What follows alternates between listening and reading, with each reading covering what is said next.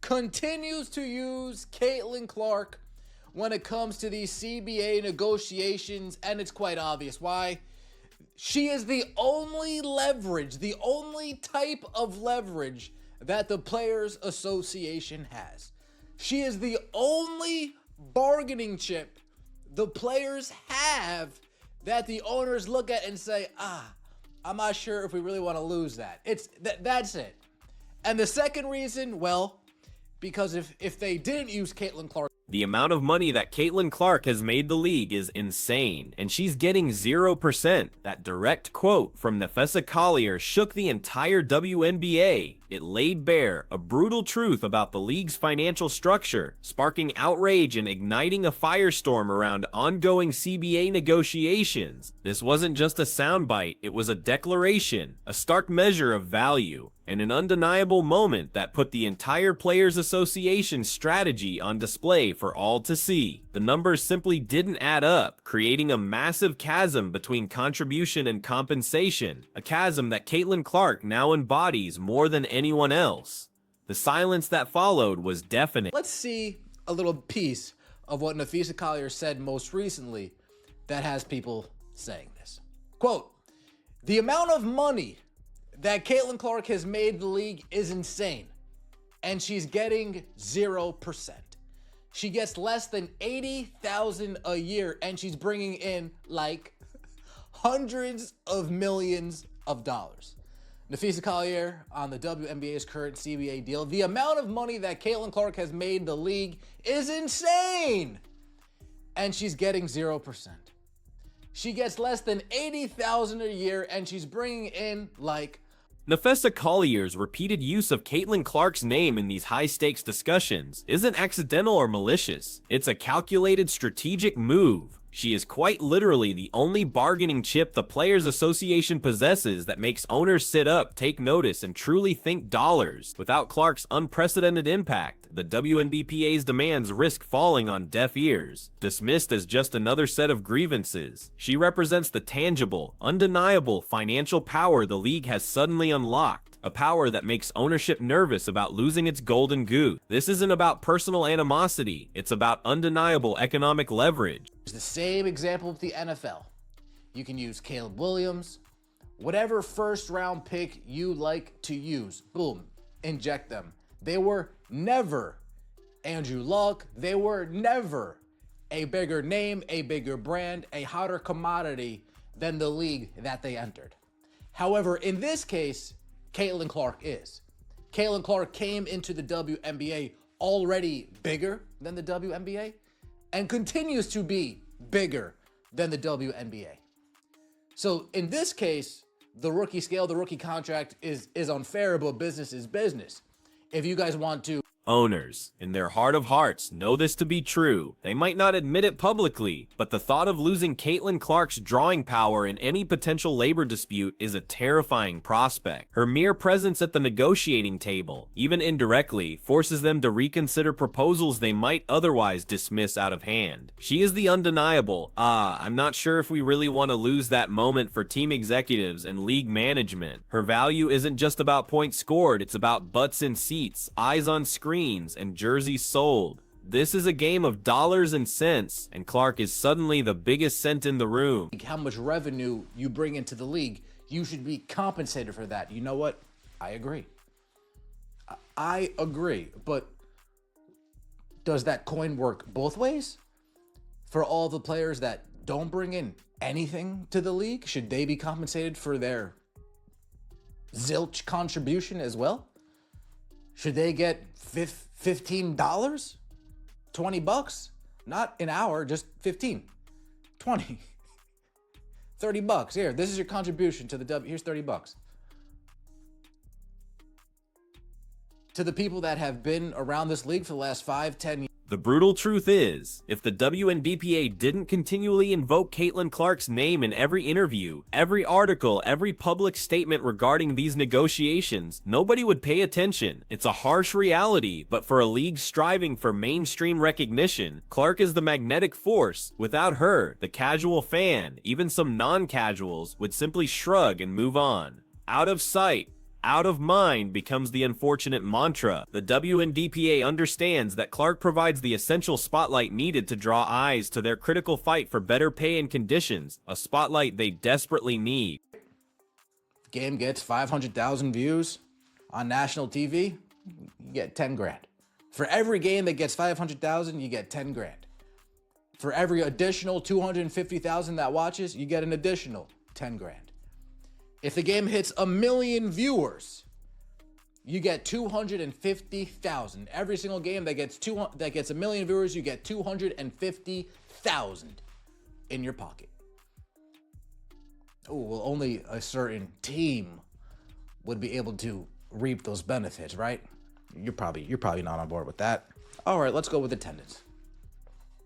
Many fans and critics are up in arms about Nafessa Collier's strategy, claiming she's exploiting Clark's popularity, yet the logic behind it is glaringly obvious. This isn't exploitation, it's strategic utilization of the most powerful asset the league has ever seen. The WNBA is using every tool at its disposal to fight for a more equitable share of the immense new revenue Clark generates. To ignore her impact in these discussions would be not only foolish, but a disservice to every player seeking a fair deal. It's a necessary, albeit controversial, tactic in a high-stakes negotiation. Actually show up.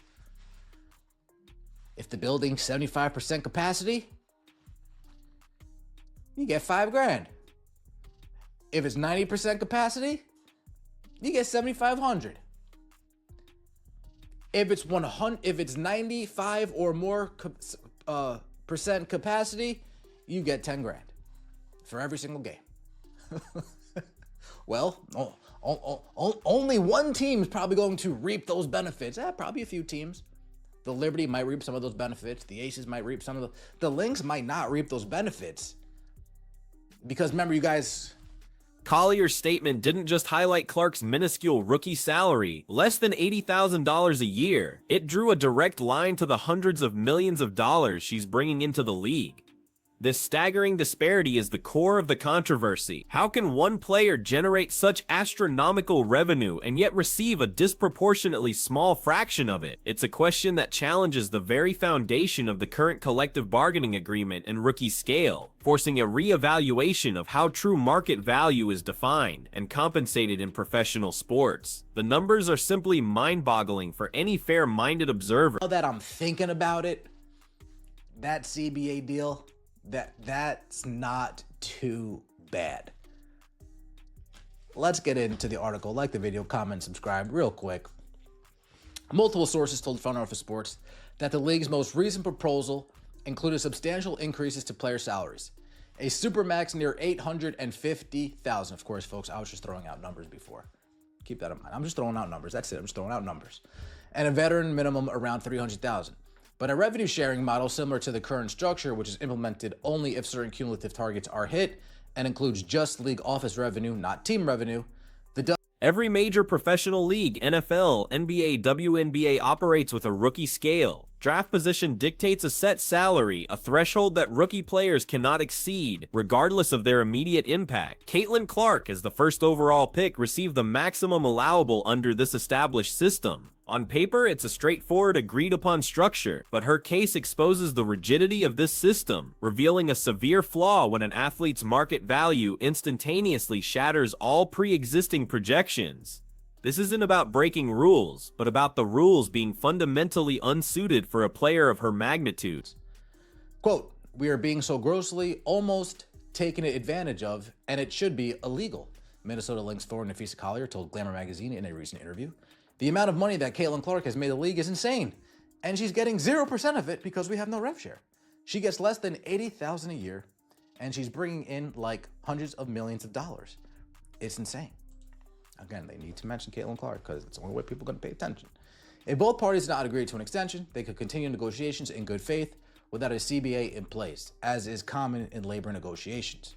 A work stoppage in the form of a lockout would happen only if initiated by the league and team ownership.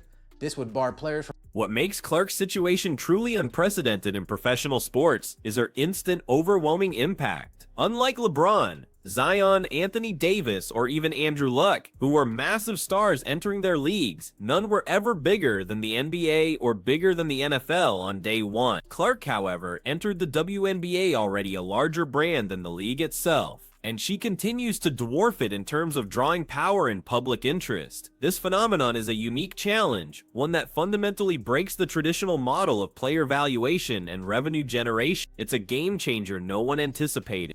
In light of this unprecedented impact, the WNBA's existing rookie scale and contract structure are undeniably unfairable. Business is business, as the saying goes, and if a player single-handedly causes viewership to triple or quadruple overnight, their compensation should reflect that seismic shift. To suggest that a system designed for a different era, a different level of exposure, can adequately compensate a phenomenon like Clark is to ignore economic reality. The agreement needs to adapt to this new, extraordinary reality, or it risks stifling the very growth it purports to support. This is a clear business problem. The problem is, the league has already missed that boat. They never in their wildest projections imagined a player like Caitlin Clark, someone who would instantly revolutionize their entire commercial landscape, would ever exist, let alone enter their league. This once-in-a-generation talent is here, and the current CBA was simply not built to accommodate her unique economic footprint. It's an oversight that now leaves the WNBA scrambling for a fair share, realizing that the conventional structure is ill-equipped to handle the immense financial wave Clark has unleashed. The past failed to predict the present. The WNBA's underlying logic is simple. If a player brings in immense revenue, they should be compensated accordingly. This aligns with standard business principles, where value generated typically dictates reward. If Caitlin Clark is bringing in hundreds of millions, then her share, and by extension the share for all players who contribute to the league's success, should increase. This argument champions a direct link between performance, marketability, and pay, challenging the current flat rate structure that doesn't adequately reward those who significantly elevate the league's financial standing. It's about fair market value. However, this logic presents a sharp double-edged sword. If compensation is directly tied to revenue generation, then what about the players who by this same metric bring in zilch contribution to the league? Should they receive only $15? What about veterans who played for years when attendance numbers were low, not driving any significant viewership increases? If Clark's impact demands higher pay, then consistency demands lower pay for those with less impact. This line of reasoning would quickly fracture player unity, exposing uncomfortable truths about individual market worth within a team sport. The speaker, provocatively, even turned this argument back on Nafessa Collier herself. During her own career, when the league struggled with 7,000 to 9,000 attendance figures, she wasn't bringing in hundreds of millions of dollars or even tens of millions. This pointed question underscores the inherent difficulty in retroactively applying a pure revenue sharing model. It highlights the vast difference between the league before Clark and the league with Clark, and why past contributions, while valuable, didn't generate the same financial leverage. It's a stark comparison designed to make the players consider their unified stance. Imagine a deal where pay is directly linked to viewership, $10,000 for every game hitting 500,000 national TV viewers, plus an extra $10,000 for every additional 250,000. Hit a million viewers, and players get $250,000 per game. On paper, it sounds appealing, but in reality, only a handful of teams, primarily those featuring Caitlin Clark, would consistently reap these massive benefits. This model, while theoretically fair to the revenue drivers, would create an enormous pay gap between players and teams, undermining the very concept of a collective agreement. It highlights the impracticality for most. Consider an attendance-based model: $5,000 for 75% capacity, $7,500 for 90%, and $10,000 for 95% or more. This seems equitable, but again, only a few teams, the Liberty, the Aces perhaps, would regularly hit these thresholds. Teams like the Lynx, known for sometimes blocking off entire top rows, would rarely qualify. This system, designed for fairness, would inadvertently penalize players based on their team's market size or arena setup rather than individual merit or league-wide contribution. It's a logistical nightmare that disproportionately favors a select few. Or a merchandise sales model, 10% for 10,000 jerseys, scaling up to 50% for 100,000 or more. The speaker agrees, whatever you bring in, you get. This model would quickly reveal who the true economic engines are, and frankly, it would likely lead to 140 WNBA players very quickly reconsidering the existing CBA deal, finding it not too bad after all, once they saw their individual sales numbers. It exposes the potential divide that a pure performance-based compensation system would inevitably create, shifting away from a collective bargaining mindset. The league's most recent proposal, according to sources, includes substantial salary increases, a supermax near $850,000, and a veteran minimum around $300,000. However, the proposed revenue-sharing model remains deeply flawed. It's tied to cumulative targets and only includes league office revenue, not team revenue. Furthermore, this revenue sharing is only activated if certain, often difficult to achieve thresholds are met. The WNBA claims it has proposed an uncapped revenue sharing model tied directly to performance, but the details suggest a system still favoring owners. Nafessa Collier's outrage. "We are being so grossly almost taken advantage of, and it should be illegal," perfectly encapsulates the WNBPA's frustration. The league is operating in uncharted waters, preparing for an expansion draft amid looming uncertainty. Without an agreement, a lockout initiated by ownership could halt everything, including free agency and the draft. Caitlin Clark's presence has forced this confrontation, exposing a system that struggles to value its biggest star. Her leverage is undeniable, but whether it translates into a truly equitable deal for all remains the ultimate question.